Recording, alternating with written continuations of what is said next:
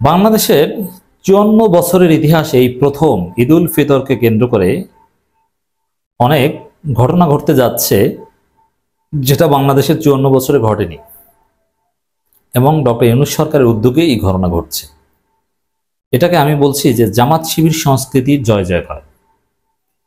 দর্শক, এটা শুরু হয়েছে রমজানেই। এবারে রমজানে পুরান ঢাকায় কিছু সাংস্কৃতিক কর্মকাণ্ড হয়েছে।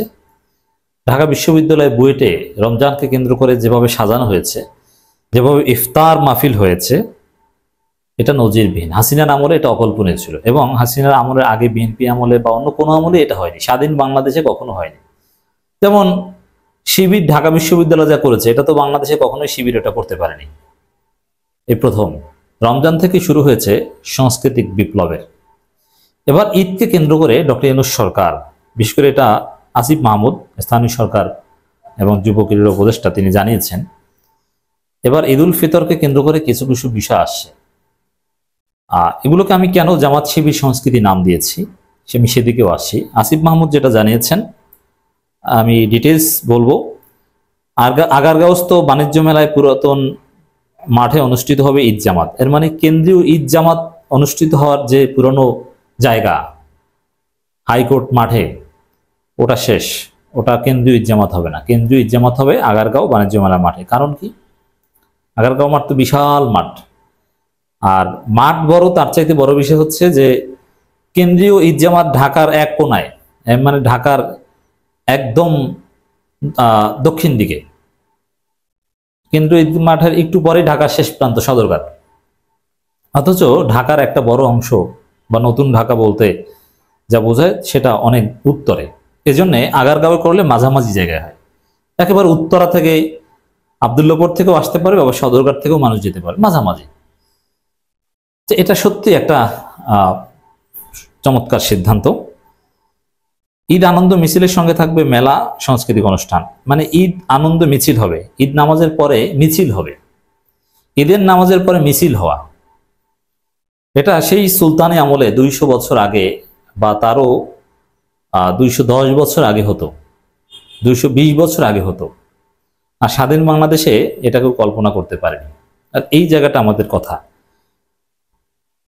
দেখেন, বাংলাদেশ স্বাধীন হওয়ার পর ভারতের প্রত্যক্ষ সহযোগিতায় একটা সংবিধান হয়েছে, যে সংবিধানে ধর্মভিত্তিক রাজনীতি নিষিদ্ধ করা হয়েছে এবং সেকুলারিজম যুক্ত করা হয়েছে। অথচ ভারত সেকুলারিজম যুক্ত করেছে বাংলাদেশেরও পরে, আগে বাংলাদেশই ঢুকিয়েছে। ওই সেকুলারিজম ঢোকার পর ইসলামকে গণপরিসরে আসতে কখনো দেওয়া হয়নি, ইসলামকে ব্যক্তি পর্যায়ে রাখা হয়েছে। আপনি মসজিদের ভিতরে যা করেন কোনো সমস্যা নেই, কিন্তু ইসলামকে রাষ্ট্রীয় স্পেয়ারে আসতে দেওয়া যাবে না। এটা ছিল সেই মুজিববাদী সংবিধান বা মুজিববাদী রাষ্ট্রকল্প।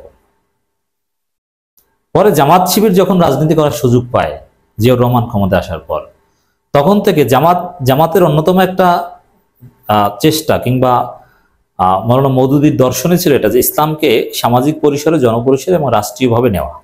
ইসলামের বিভিন্ন তাহজিব, তামাদ্দুন, কালচার, এমনকি যেটা সরাসরি ইসলামের সুন্নাত না কিন্তু ইসলামের কালচার, এগুলোকেও রাষ্ট্রীয়ভাবে প্রতিষ্ঠিত করা। এটা জামাতের মৌলিক একটা রাজনৈতিক দর্শন, মৌলানা মওদুদির ফিলোসফি।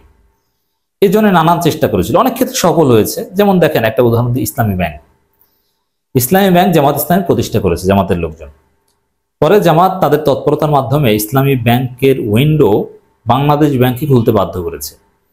বাংলাদেশ ব্যাংকে আলাদা উইং আছে ইসলামী ব্যাংকিং নিয়ে। এরপরে অন্যান্য কনভেনশনাল ব্যাংকগুলো ইসলামিক উইন্ডো খুলেছে। এর মানে জামাত তাদের একটা দর্শন, ইসলামের যে একটা বিষয়, এটা শেখ মুজিবের রাষ্ট্রকল্পে যেটা একদম নিষিদ্ধ ছিল সেটা উপেক্ষা করে এক পর্যায়ে রাষ্ট্রীয়ভাবে কায়েম করেছে ইসলামী ব্যাংক। এটা পেরেছে জামাত, এটাই চাই। অথচ ওটা ইসলাম, ইসলামী ব্যাংক এটা ইসলাম, সুদ হারাম, ব্যবসা জায়েজ, অতএব ইসলামী ব্যাংক এটা ফরজ। সেটাই রাষ্ট্রীয়ভাবে কখনো অ্যাকসেপ্টেড হতে দেওয়া হয়নি, কিন্তু জামাতের তৎপরতা সেটা সম্ভব হয়েছে। জামাতের থিওরি, জামাতের ব্যাংক, সেটা রাষ্ট্রীয়ভাবে বাংলাদেশে কায়েম হয়েছে। এমনকি হাসিনাও সেটা একেবারে বাংলাদেশ ব্যাংক থেকে তো উঠিয়ে দিতে পারেনি। বিভিন্ন ব্যাংক থেকে ইসলামিক উইন্ডো তো আর ধ্বংস করতে পারেনি। এটা জনগণের কাছে গ্রহণযোগ্যতা পেয়েছে, অ্যাকসেপ্টেড হয়েছে। এটা জামাতের একটা যুগান্তকারী সফলতা।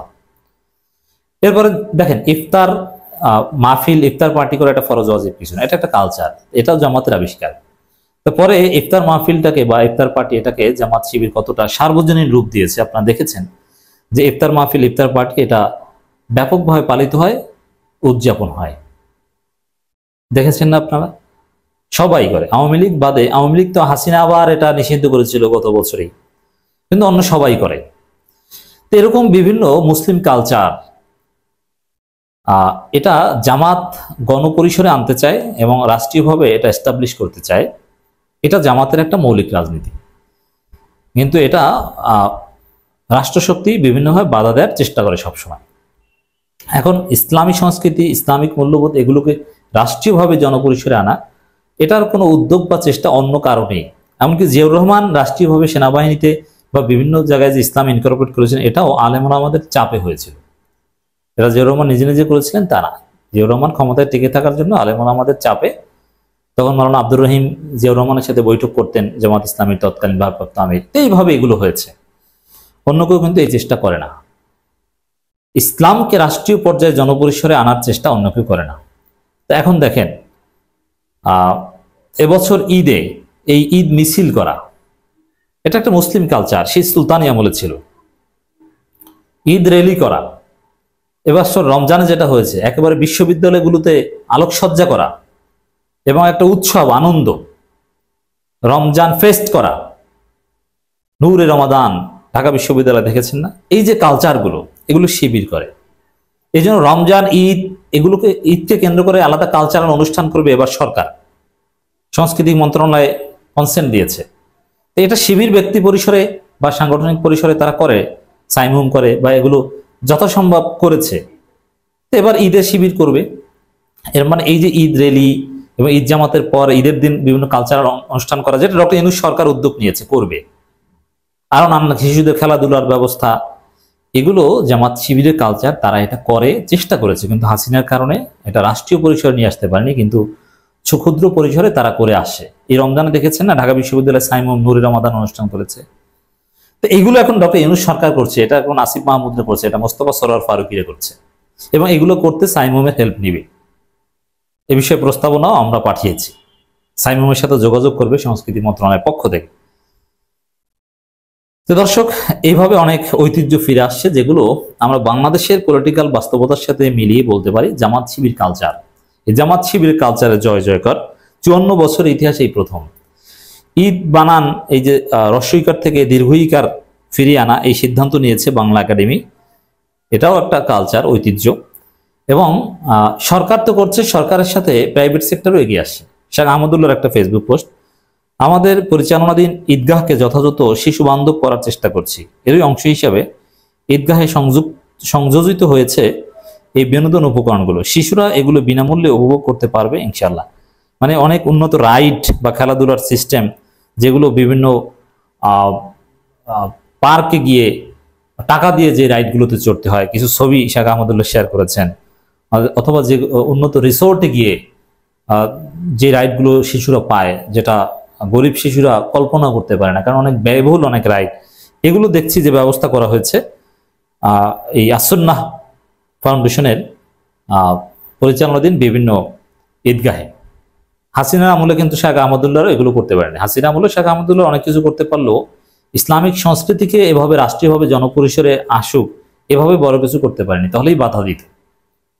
যতক্ষণ পর্যন্ত হাসিনার তাদের ভারতের চিন্তা দর্শনের সাথে সংঘর্ষ না হতো, ততক্ষণ পর্যন্ত অনুমতি দিত।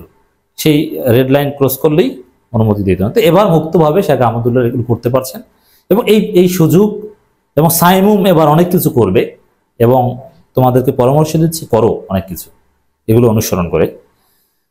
ডক্টর ইউনূসের বাংলাদেশে এটা সম্ভব হচ্ছে। 18 সালের পর এই প্রথম এবার বাংলাদেশে ঈদ মিছিল অনুষ্ঠিত হবে। চাঁদ রাতে মিছিল হবে, ঈদের নামাজের পরও মিছিল হবে। মুসলিম কালচার জনপরিসরে আসছে। তো দর্শক, এখন এই যে ঈদ র্যালি, চাঁদ রাতে র্যালি, দেখেন এক সময় নতুনভাবে কালচার, চাঁদ রাতে নাকি মদ খাওয়ার কালচার আছে। আমি জানি না, আমি দেখি নাই, কিন্তু শুনেছি চাঁদ রাতে নাকি কি মদ খায়। এই কালচার হাসিনা বাংলাদেশে চালু করেছিল, হাসিনা সোনার ছেলেরা পুরান ঢাকায় নাকি আছে। এখন চাঁদ দেখে মিছিল হবে, সেই মিছিলে নারাই তাকবীর, আল্লাহু আকবার স্লোগান হবে, ঈদ মুবারক জিন্দাবাদ এই স্লোগান হবে। ফার্সি ভাষা উর্দু ভাষা, আরবি ভাষার স্লোগান হবে। এখন সরকার এটা ঢাকায় করছে, কিন্তু গ্রামগঞ্জে, জেলা, বিভাগীয় শহরে কিন্তু এগুলো হচ্ছে না। সরকার বলেছে যে এগুলো করতে চাইলে ডিসি অফিস থেকে তাদের সহায়তা করা হবে, কিন্তু গ্রামগঞ্জে অতদূর সহায়তা করা সম্ভব না। এই জন্য বলবো যে জামাত শিবিরের লোকজনের উচিত এই যে ঈদ র্যালি কিংবা শিশুদের খেলাধুলা বা ঈদ মেলা, এগুলো একেবারে দেশব্যাপী সাংগঠনিকভাবে, বিশেষ করে শিবির সাইমমের মাধ্যমে এগুলো করুক, ব্যাপক সাড়া পাবে। এই ঈদ একটা বড় সুযোগ জামাত শিবিরের জন্য, এই মুসলিম কালচারকে জনপরিসরে এস্টাবলিশ করা, ছড়িয়ে দেওয়ার জন্য। এর সাথে জামাত শিবিরের রাজনীতির সম্পর্ক রয়েছে।